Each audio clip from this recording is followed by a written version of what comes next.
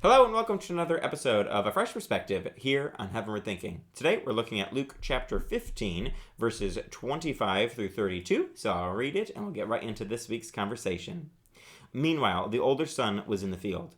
When he came near the house, he heard music and dancing, so he called one of the servants and asked him what was going on. "Your brother has come," he replied, "and your father has killed the fattened calf because he has him back safe and sound."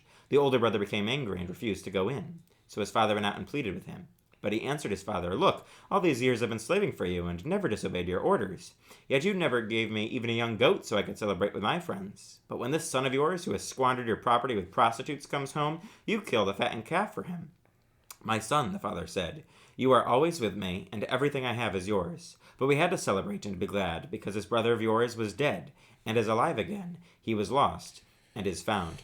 Last week we talked about the first half of the story of the prodigal son, and we talked about the younger son. Now we kind of get the flip side of it with the older son this week. What can we see here with a fresh perspective? Well, I think this is a problem within Christianity, right? This is a huge problem. It's what causes problems in churches, stops ministries from growing.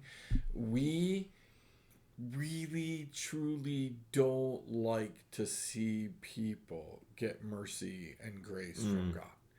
When we determine that somebody has done wrong and they deserve punishment and discipline, we can't stand the fact that they may be treated less than we think they should be treated. And I see this every day. I see this pastors with other pastors, and there are people with pastors. You see it in ministries.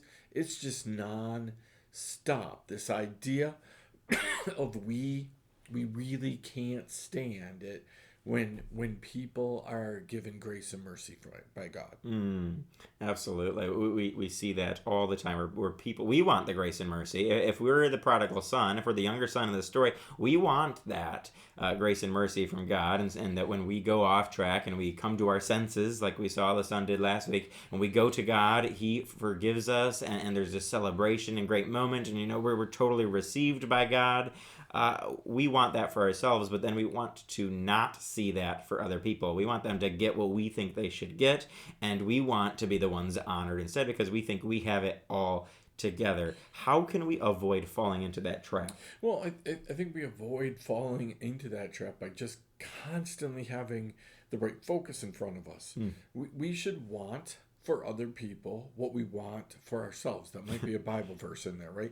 Jesus warned us about that, right? To treat others the way you want to be treated, right? Because again, we just continually keep thinking that that God is joking about the way that you forgive is the way you're forgiven. The way you condemn is the way you're going to be condemned. The way you judge is going to be the way that you are judged. And we really, for some reason, just think that God somehow, he doesn't mean that, right? And then again, we have substituted the word discipline for punishment, right? We believe that people ought to pay a price. If a pastor falls, there is almost always this idea of a 2-year period that he has to be out of ministry, right? If a elder in our church does something wrong, well, then they can't be an elder again, right? They can come to church, but they can never be an elder. They can't be a Sunday school teacher. They can't.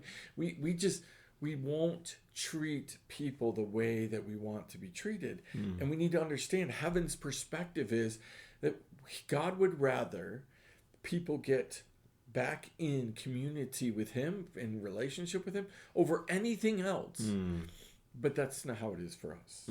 Absolutely. Yeah, we see the Father's perspective here, that heavenly perspective that you mentioned at the end of this, where the Father says, "You are always with me, and everything I have is yours." But we had to celebrate and be glad because this brother of yours was dead and is alive again. He was lost and is found. And we see Jesus a few chapters from now is going to say that the reason he came was to seek and to save the lost. Yeah. He's always going after the lost, the people who are either just wallowing in sin and need to be saved, or those, as we mentioned throughout this chapter in Luke 15, those who have come to Christ and then fall into sin somewhere along the way. And they are lost too. And he wants them to come back. Like you said, he just wants people to come to him, to be back and made right with him, to repent, turn from their sins, and turn and follow him. And then there is a huge celebration that heaven has. And yet, in the church, when that happens, when someone falls and comes back, there's no celebration.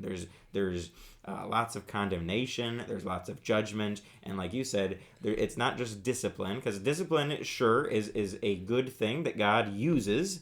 It's not a bad thing, but punishment is something that as Christians we shouldn't be doling out ourselves. We should leave that for God and actually help people be restored rather than continually beating them over the head, because that's not how we would want to be treated.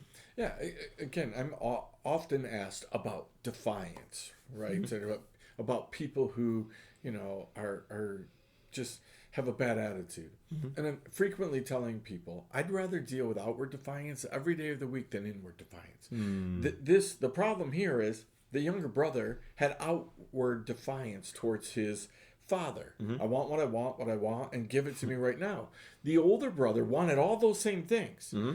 Right? But he just kept it inside, pretending to be good. But his is inward defiance. And look at how it comes out. It comes out with an unforgiving, judgmental attitude. Mm. Well, I know lots of people like that.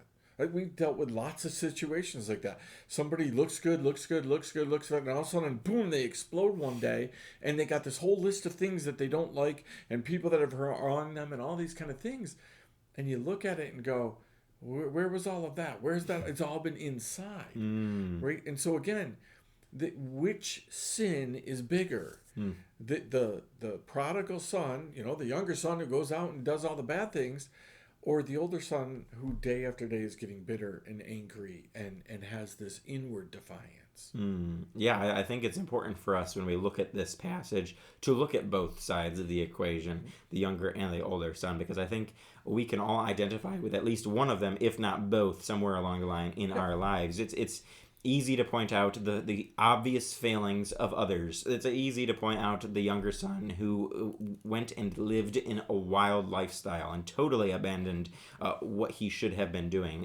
But we need to look at the older son as well and realize that there are times where we want the same things as other people who are outwardly just going after things. We suppress that, and then we pretend like we have it all together, and then can beat up other people who didn't follow who didn't reserve and suppress those instincts or those desires.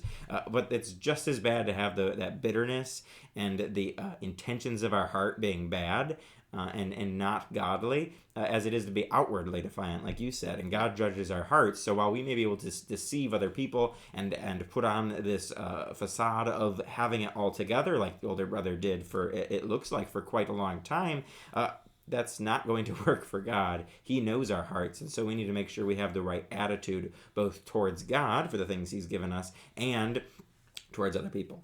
Perfect. Well, I hope that you've been encouraged and challenged by this, and that you'll join us next time for another episode of A Fresh Perspective here on Heavenward Thinking.